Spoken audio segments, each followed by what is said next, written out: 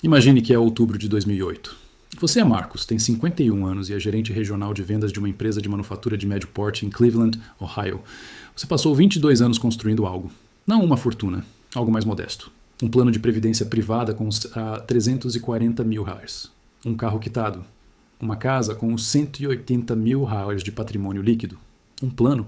O plano era simples. Passar os próximos 14 anos, se aposentar aos 65 e viver do que havia economizado. Você tinha uma planilha. Você a consultava todo domingo. Então chegou setembro. Depois, outubro. E em 11 semanas, Marcos viu $140 mil de sua conta de aposentadoria desaparecerem. Não foram gastos, não foram roubados. Simplesmente sumiram, como a maré que recua. Mais rápido do que qualquer um imaginava ser possível, levando consigo coisas que não deveriam se mover. Ele parou de verificar a planilha. Parou de abrir os extratos. Fez o que a maioria das pessoas faz. Congelou. Eis o que Marcos não sabia, porque ninguém lhe contou. Enquanto sua conta de corretagem desmoronava, um conjunto diferente de contas, pertencentes a um tipo diferente de investidor, estava fazendo algo completamente diferente. Algo discreto. Algo que não vira notícia, como as crises. Certos ativos não apenas sobreviveram ao colapso de 2008, como dobraram de valor. Não em mais de uma década. Não em algum cenário futuro hipotético. Durante o colapso. Enquanto as manchetes eram catastróficas, enquanto os bancos faliam, enquanto seus vizinhos perdiam suas casas, um grupo específico de ativos estava fazendo o que sempre faz durante o caos econômico, o que tem feito ao longo da história financeira registrada, o que quase certamente fará novamente. E Marcos não possuía nenhum deles. Esta não é uma história sobre sorte. Não é uma história sobre conhecimento secreto disponível apenas para os ricos. É uma história sobre um padrão tão consistente, tão historicamente documentado, tão matematicamente lógico, que a única razão pela qual a maioria das pessoas não o conhece é que ninguém tem incentivo para explicá-lo antes do próximo colapso. Apenas depois, quando já é tarde demais. Eis o que a maioria das pessoas acredita sobre colapsos econômicos. Acreditam que tudo desmorona. Que quando o sistema financeiro entra em convulsão, todas as classes de ativos são arrastadas juntas, como os passageiros de um navio afundando que acabam na mesma água fria, independentemente do convés em que estavam. Os jornais reforçam essa ideia. As manchetes dizem mercados em colapso. E não, algumas coisas desabam e outras disparam. Consultores financeiros aconselham a diversificar entre ações e títulos e esperar a crise passar. A mensagem implícita é que o melhor a fazer é minimizar as perdas, manter os investimentos e ter esperança. A ideia de que certos ativos tendem a dobrar de valor durante um colapso é tratada como pensamento marginal. O tipo de coisa que se diz em boletins informativos repletos de letras maiúsculas e pontos de exclamação. Essa perspectiva está errada. Sempre esteve errada.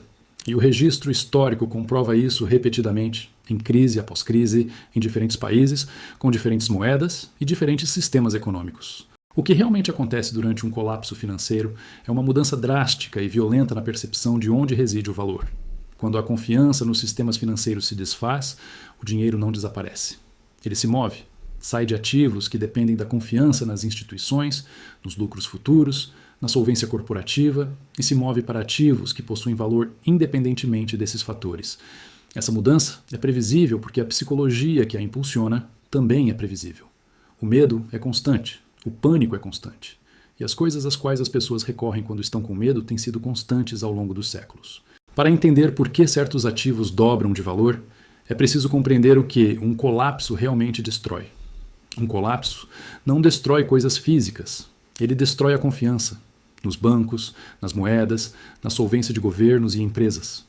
Os ativos que mais sofrem são aqueles cujo valor depende inteiramente da manutenção dessa confiança. As ações têm valor porque as pessoas acreditam nos lucros futuros. Os títulos corporativos têm valor porque as pessoas acreditam que as empresas os pagarão. Os imóveis, em muitos casos, têm valor porque as pessoas acreditam que podem financiá-los. Quando a confiança se quebra, essas avaliações também se quebram. Mas existe outra categoria de ativos. Ativos cujo valor não depende da promessa de ninguém, da solvência de ninguém ou do comportamento futuro de ninguém. Esses são os que não caem. Esses são os que sobem. O primeiro é o ouro. Isso precisa ser dito claramente, porque a mídia financeira passou décadas tratando o ouro como o hobby de sobrevivencialistas paranoicos. Mas os dados não são ambíguos. Durante a crise financeira de 2008, o índice S&P 500 perdeu aproximadamente 57% do seu valor, do pico ao vale. O ouro valorizou cerca de 25% no mesmo período e dobrou de valor em 3 anos após o início da crise. Durante a quebra da Bolsa de 1929 e a Grande Depressão que se seguiu, o presidente Roosevelt efetivamente reavaliou o ouro de 20,67 para $35 por onça, um aumento de 69% por decreto executivo. Durante a crise de estagflação da década de 1970, o ouro subiu de aproximadamente os $35 por onça para mais de os $200, um ganho de mais de 2.000% na década. O ouro não gera lucros, não paga dividendos, não se beneficia do crescimento econômico. Sua única função é ser o ativo que as pessoas guardam quando não confiam mais nas coisas que geram lucro. Todos os colapsos da história moderna desencadearam uma corrida ao ouro. O mecanismo nunca muda, porque o medo nunca muda. A segunda opção são os títulos do governo de curto prazo.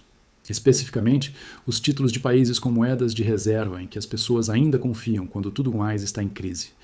Em 2008, os títulos do Tesouro dos Estados Unidos se tornaram o investimento mais procurado do mundo. Os investidores não se importavam com o rendimento, eles se importavam com a sobrevivência. Ao fugirem de ações e dívida corporativa, eles investiram em massa nos títulos do Tesouro, impulsionando os preços para cima de forma acentuada. O ETF iShares 20-Year Treasury valorizou mais de 25% em 2008, enquanto o mercado de ações despencava. Durante toda a crise deflacionária, e 2008 foi um colapso deflacionário, os títulos do governo de nações confiáveis fazem o que nenhum outro faz. Eles sobem quando tudo mais cai, porque o medo precisa se abrigar em algum lugar. E o endereço mais seguro no sistema financeiro durante um pânico é um governo que pode imprimir a moeda em que a dívida está denominada. Isso não é um argumento filosófico. É o que aconteceu. É o que sempre aconteceu. A terceira é a terra agrícola. Esta é mais lenta, menos dramática e quase nunca discutida. Mas, em todas as grandes crises econômicas do século XX, as terras agrícolas produtivas preservaram e aumentaram a riqueza de maneiras que os ativos financeiros não conseguiram. Durante a Grande Depressão, enquanto o mercado imobiliário urbano despencava e as ações se tornavam papel sem valor, as terras agrícolas americanas nas principais regiões produtoras mantiveram seu valor de maneiras que confundiram os economistas da época. Durante o colapso hiperinflacionário da Alemanha de Weimar, os agricultores estavam entre as poucas pessoas que permaneceram solventes. Porque alimento não é um produto financeiro. Não se pode imprimir milho. Não se pode aumentar quantitativamente a produção de soja. As terras agrícolas produzem algo físico que os seres humanos necessitam, independentemente do que o Dow Jones esteja fazendo. É a reserva de valor mais antiga da civilização humana. Nas últimas décadas, investidores institucionais, aqueles que administram o dinheiro de fundos soberanos e fundos patrimoniais de universidades, alocaram discretamente bilhões em terras agrícolas. Eles não anunciaram, simplesmente compraram. O quarto fator são as commodities em geral, e as commodities relacionadas à alimentação em particular. Isso é contraintuitivo para muitas pessoas, porque elas associam colapsos à queda de preços. E, em colapsos deflacionários, muitos preços de commodities caem inicialmente. Mas os colapsos que produzem a perturbação mais severa a longo prazo, os colapsos inflacionários, os colapsos cambiais, aqueles impulsionados pela quebra da cadeia de suprimentos em vez da destruição da demanda, produzem explosões de preços de commodities que são historicamente impressionantes. Durante o colapso econômico da Argentina em 2001 e 2002, os preços domésticos de bens básicos subiram drasticamente, mesmo com a desvalorização do peso. Durante o colapso da Venezuela na década de 2010, aqueles que possuíam commodities físicas ou ativos atrelados a commodities viram o poder de compra de seus ativos se multiplicar, enquanto aqueles que possuíam poupanças denominadas em bolívares viram sua riqueza evaporar. Trigo, petróleo, cobre e insumos alimentícios têm preços globais. Eles não se importam com o que sua moeda local está fazendo. Em um mundo onde a moeda está em colapso, a commodity se torna a moeda. A quinta categoria é a de imóveis em dificuldades, mas com uma ressalva crucial que a maioria das pessoas ignora. Não se trata de imóveis durante um colapso, mas sim de imóveis comprados no auge de um colapso. Essa distinção é fundamental. O mercado imobiliário foi o epicentro da crise de 2008. E os preços nos mercados mais afetados caíram 40%, 50%, até 60% em relação aos seus picos. Aqueles que compraram em 2010 e 2011, quando as execuções hipotecárias inundavam o mercado, e o consenso geral era de que o setor imobiliário estava irremediavelmente comprometido, dobraram e triplicaram seu investimento em uma década. O mesmo padrão se repetiu após a crise das instituições de poupança e empréstimo do final da década de 1980. O mesmo padrão se repetiu no Japão, no final da década de 1990, em certas categorias de imóveis comerciais. Investir em imóveis durante um colapso é uma armadilha. Historicamente, comprar imóveis por causa de um colapso é uma das oportunidades mais confiáveis de acumulação de riqueza. A janela de oportunidade é estreita, requer capital que não seja perdido na crise, requer a coragem de agir quando ninguém mais o faz. Mas o padrão se mantém. Agora, vamos entender quem tende a capturar esses retornos e quem não. As pessoas que protegeram e aumentaram seu patrimônio durante 2008 não eram todas gestoras de fundos de hedge. Algumas eram agricultoras que nunca haviam comprado ações na vida. Algumas eram aposentadas que mantinham parte de suas economias em ouro desde a crise da década de 1970 e simplesmente nunca o venderam. Algumas eram investidores que haviam lido o suficiente sobre história econômica para entender que os títulos do governo se comportam de maneira diferente dos títulos corporativos durante um pânico de liquidez. Algumas eram pessoas que haviam vivenciado crises anteriores em outros países e possuíam o reconhecimento de padrões que a experiência proporciona.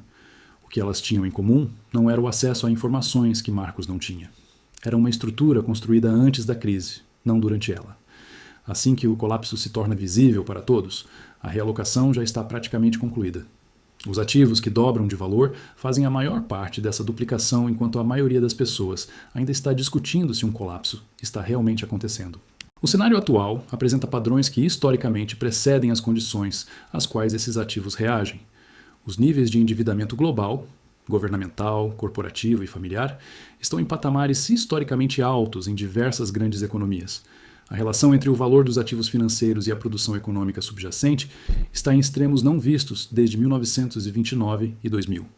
Os bancos centrais que reduziram as taxas de juros para lidar com a última crise agora têm significativamente menos margem de manobra para fazê-lo novamente. A credibilidade das moedas em várias grandes economias está sendo ativamente questionada de maneiras nunca vistas em décadas.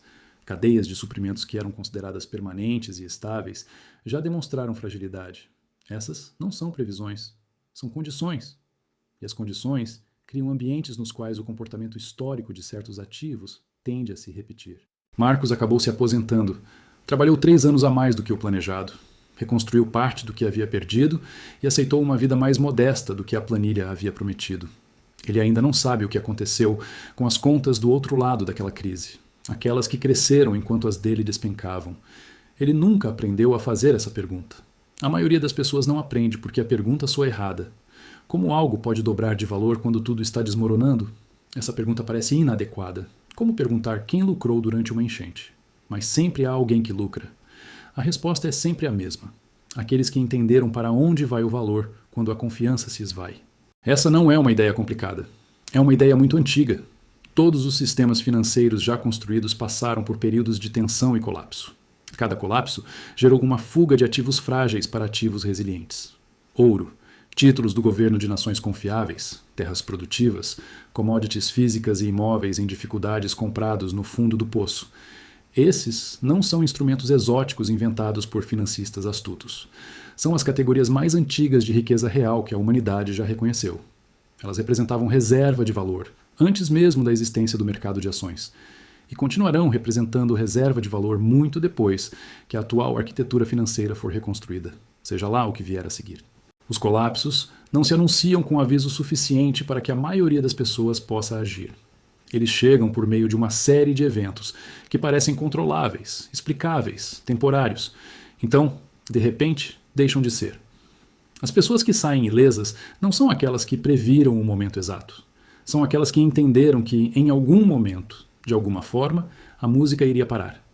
E elas se certificaram de já estarem sentadas. A planilha de Marcos estava certa em um ponto. O planejamento é importante. A questão é se o planejamento leva em conta os eventos históricos que continuam acontecendo ou apenas aqueles que todos esperam que não se repitam.